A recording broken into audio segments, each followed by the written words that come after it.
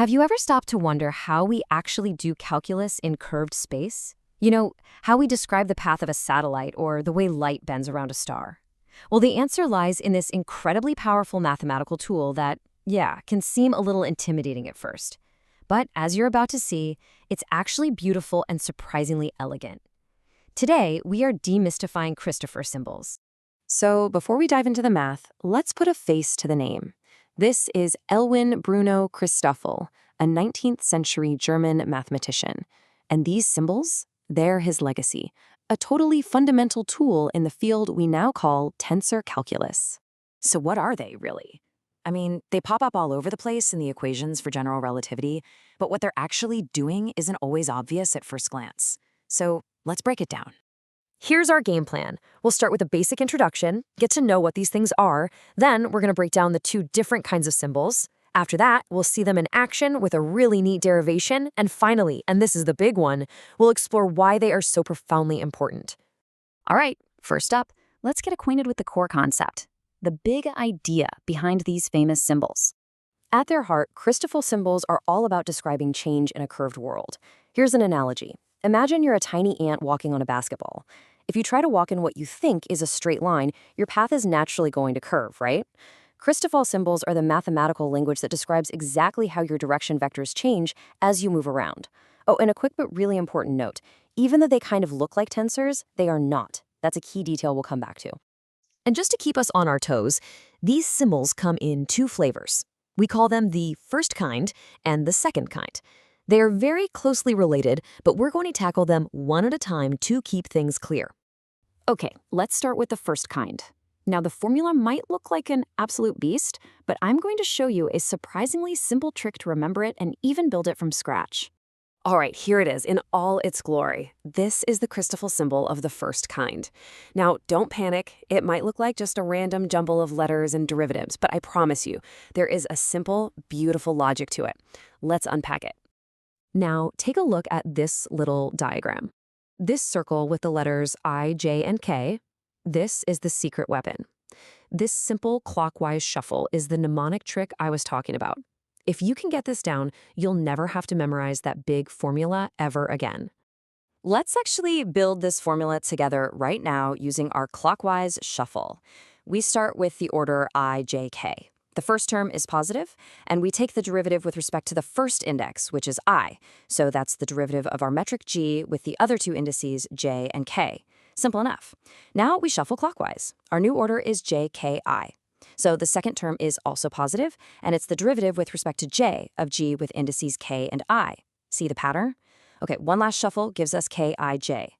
This last term is the odd one out, it's negative, and it's the derivative with respect to k of g with indices I and j. And that's it. You've just built the Christoffel symbol of the first kind. Awesome. Now we've got a handle on the first kind. The second kind is going to be incredibly straightforward. It's not about a new calculation, it's just a simple transformation. And here it is, the Christoffel symbol of the second kind. The big difference, as you can see, is that one of the indices has moved upstairs. Now, this might seem like a small change, but it has huge implications. This is the version you'll see all over the place, like in Einstein's field equations. So how do we get from one to the other? The answer is the metric tensor, or to be precise, its inverse. Just think of the inverse metric tensor as a tool, like a little machine that lets us raise and lower indices whenever we need to. It's how we connect the first kind of symbol to the second. And this is the exact formula that does it. We multiply the first kind by the inverse metric tensor. You can see how the L indices kind of cancel each other out, leaving us with that K in the upper position. This whole operation is fundamental in tensor calculus, and we just call it raising an index. Okay, so it's one thing to see the definitions, but it's another thing entirely to see how these symbols are actually used to figure out powerful new relationships. Let's try to do something really cool. Let's try to express the change in the metric tensor itself using our new symbols. The strategy is so simple but really elegant. We just write out the definitions for a few different arrangements of the indices I, j, and k. Then, by cleverly adding and subtracting these equations, the amazing symmetries of the metric tensor cause a bunch of terms to just cancel out, leaving behind exactly what we're looking for. And here is the payoff. We get this beautiful, super compact result.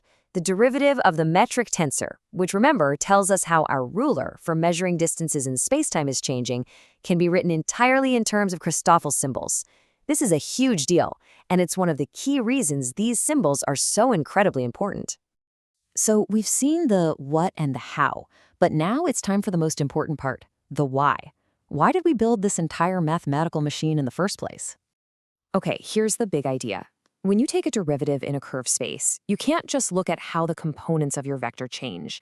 You also have to account for how the coordinate system itself is twisting and turning underneath you. The Christoffel symbols are precisely the correction terms you need to add to account for this change in the basis vectors themselves. You can really think of it like this. The Christoffel symbols tell you how the very ruler of space-time itself stretches, shrinks, and twists as you move from one point to another. They are literally the mathematical language of a dynamic, changing geometry. And this formula is just a fantastic example of that deep connection. It shows that the Christoffel symbols are directly related to how volume changes in a curved space. So not only do they tell us how our directions change, but they also tell us how our very measurements of space itself are changing.